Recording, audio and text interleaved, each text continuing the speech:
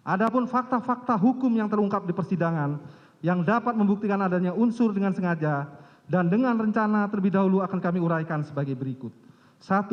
Bahwa benar sesuai fakta persidangan berdasarkan alat bukti keterangan saksi Kuat Ma'ruf, saksi Putri Chandrawati, saksi Susi, dan keterangan terdakwa Ricky Rijal Wibowo. Pada hari Kamis tanggal 7 Juli 2002 sekira sore hari jam 18 WIB di rumah saksi Ferdi Sambo yang beramat di Perum Cempaka, Residen Blok 3 Jalan Cempaka, Kelurahan Bayu Rojo, Kecamatan Mertoyudon, Kabupaten Magelang, terjadi keributan antara saksi Putri Chandrawati, korban Nopriansah Yosua Huta Barat, dan saksi Kuat Ma'ruf. 2. Bahwa benar sesuai fakta persidangan berdasarkan bukti keterangan saksi Kuat Ma'ruf, saksi Putri Chandrawati, saksi Susi, dan keterangan terdakwa Ricky Rijal Wibowo. Keributan tersebut terjadi bermula pada saat saksi Susi sedang bersama dengan saksi Kuat berada di dekat garasi. Tiba-tiba terdengar suara dari dalam menuju ke pintu utama rumah, kemudian masuk korban Nopriansah Yosua Huta Barat. Melalui pintu samping garasi mobil menuju dapur, lalu Kuat Ma'ruf berkata, "Ini anak kenapa kok pintu dibanting?" Lalu saksi Susi menjawab, "Enggak tahu ini, enggak tahu itu, emang Om Yosua dari mana?" Selanjutnya saksi Susi berkata, "Bi." Selanjutnya saksi Kuat Ma'ruf berkata kembali kepada saksi Susi, "Bi, coba lihat Ibu Putri Chandrawati." Dan atas arahan saksi Kuat Ma'ruf tersebut kemudian saksi Susi naik ke lantai 2 dan melihat pintu kaca sudah terbuka dan melihat saksi Putri Chandrawati dalam keadaan sudah terjatuh di depan kamar mandi sambil duduk dan menyender di keranjang tumpukan baju kotor dengan kondisi lemas dan pucat. 3.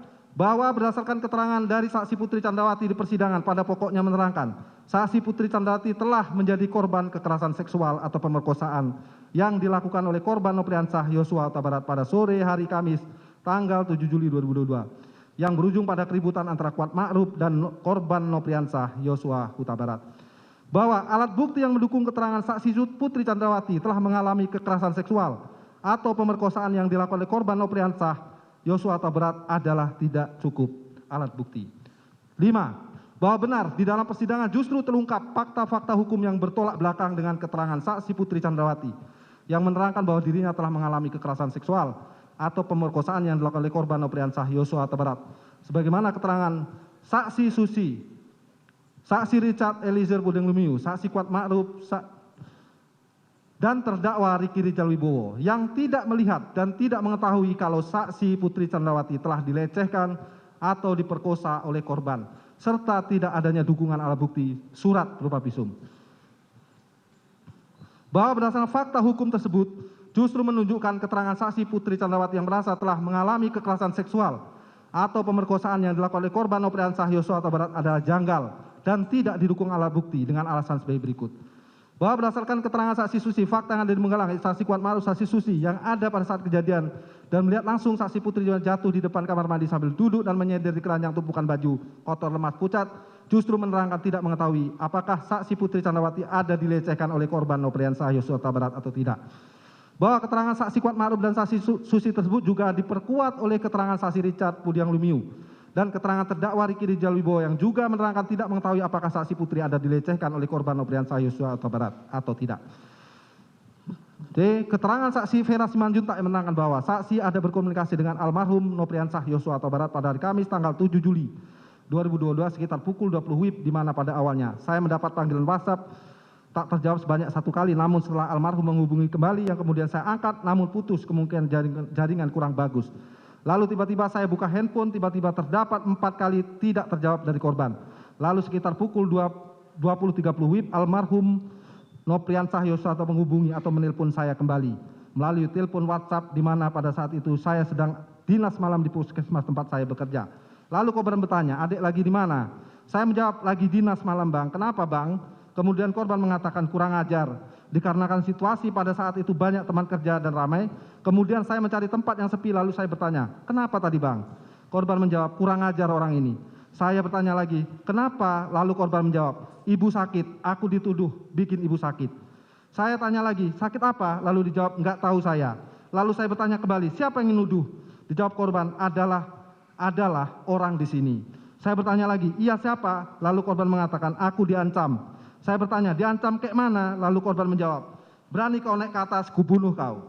Saya balik nanya, "Siapa yang mengancam?" Korban menjawab, "Sekuat-sekuat di sini." Dengan nada suara korban ketakutan dan suara bisik-bisik, selanjutnya saya menenangkan korban. Udah, jangan takut. Kalau abang nggak salah, memangnya abang ngapain? Ibu apa abang pukul? Ibu apa abang pukul? Lalu korban menjawab, ya enggak lah dek. Saya tanya lagi, ya udah kalau nggak salah jangan takut. Bilang kalau abang tuh nggak ngapa-ngapain ibu. Lalu korban hanya menjawab, ya udah nanti abang kabari lagi. Kemudian saya bertanya lagi, emang abang lagi di mana? Korban menjawab, abang lagi dinas di Magelang. D. BAP saksi Sugeng Putut tanggal 3 Agustus 2028 di bawah sumpah dibacakan di persidangan pada pokoknya menerangkan saksi beberapa kali diperingatkan oleh saksi Ferdisambo bahwa cerita di Magelang tersebut tidak ada. Itu hanya ilusi. E. Berdasarkan keterangan ahli Profesor Dr. Muhammad Mustafa untuk membuktikan ada tidaknya suatu perbuatan kekerasan seksual atau pemerkosaan harus ada bukti ilmiah, yaitu pemeriksaan forensik seperti jejak DNA. Jika tidak dilakukan maka susah melakukan pembuktian dan ahli forensik dapat digunakan namun harus dikuatkan oleh bukti lain dan tidak boleh hanya bertumpu pada itu saja. F. Bahwa berdasarkan pendapat ahli kriminologi dari Universitas Indonesia, Profesor Dr. Muhammad Mustafa menerangkan, 1. Orang jarang mau melakukan tindakan yang beresiko tinggi kecuali ia sanggup menerima resiko. 2. Bahwa ada relasi kuasa antara laki-laki yang melakukan kekerasan seksual kepada perempuan harus ada pertimbangan mengenai resiko yang terjadi serta keadaan psikologis kepada seorang calon pelaku. G. Bahwa dipandang dari teori relasi kuasa dihubungkan dengan kedudukan saksi Putri Candrawati sebagai seorang istri penegak hukum berpangkat Jenderal Bintang 2 dan memegang jabatan sebagai Kadipropam, maka menjadi janggal perbuatan kekerasan seksual atau permasalahan tersebut benar terjadi, apalagi dilakukan dalam situasi, kondisi, dan cara-cara sebagai berikut. 1. Ada fakta keadaan rumah yang tidak terlalu besar berada di pemukiman padat penduduk. 2. Ada fakta saat kejadian rumah tidak dalam keadaan sepi, namun ada ART dan para ajudan lainnya. 3. Adanya fakta korban Nopriansah Yosua Huta Barat ada seorang ajudan yang terlatih dan penunjukannya pastilah sudah berdasarkan penilaian ketat. 4. Adanya fakta korban Nopriansah Yosua Huta Barat adalah orang yang sangat dipercaya, yaitu dilihat dari tugas-tugas yang salah satunya mengelola keuangan yang digunakan untuk memenuhi kebutuhan sehari-hari di rumah saguling dan rumah dinas Duren 3 nomor 46. H. Berdasarkan teori relasi kuasa, perbuatan yang dituntut pada korban Nopriansah Yosua Huta Barat merupakan suatu perbuatan yang berisiko tinggi, sehingga menjadi janggal jika dilakukan dengan cara sebagaimana fakta yang terungkap di persidangan, seperti membuka dengan paksa pintu kaca sliding yang terkunci sehingga terdengar suara hentakan pintu yang berbunyi keras, dan perbuatan-perbuatan janggal lainnya seperti membanting-banting tubuh saksi Putri Candrawati ke lantai dan ke atas kasur.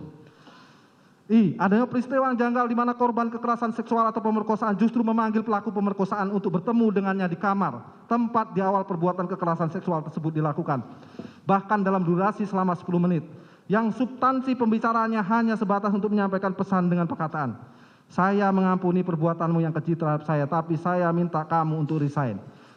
Sebagaimana kesesuaian pada keterangan saksi Putri Candrawati dan terdakwa Riki Rijal Wibowo. J. Adanya peristiwa yang janggal di mana korban kekerasan seksual atau pemerkosaan justru dibiarkan pergi melakukan isolasi mandiri di tempat yang sama dengan pelaku kekerasan seksual, yaitu di rumah Duren 3, tanpa memiliki rasa trauma dan ketakutan sebagaimana yang terjadi pada korban pemerkosaan pada umumnya, adalah menunjukkan bahwa peristiwa kekerasan seksual hanyalah sebagai skenario yang dibuat untuk menutupi peristiwa yang sebenarnya. K. Tuduhan kekerasan seksual tidak didukung dengan alat bukti ilmiah seperti alat bukti visum et repertum sebagai pendapat Profesor Dr. Muhammad Mustafa. Pada pokoknya menerangkan bahwa untuk membuktikan pemerkosaan harus ada bukti ilmiah, yaitu pemeriksaan forensik seperti jejak DNA.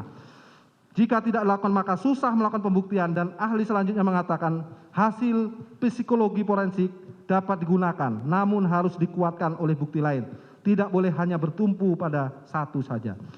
Bahwa di dalam keterangannya ahli kriminologi Profesor Dr. Mustafa memberikan kesimpulan, 1. Di dalam perkara quo kekerasan seksual atau pemerkosaan bukan sebagai motif atau latar belakang yang mendahului. 2. Adanya kemarahan pelaku terhadap peristiwa yang terjadi di Magelang adalah tidak jelas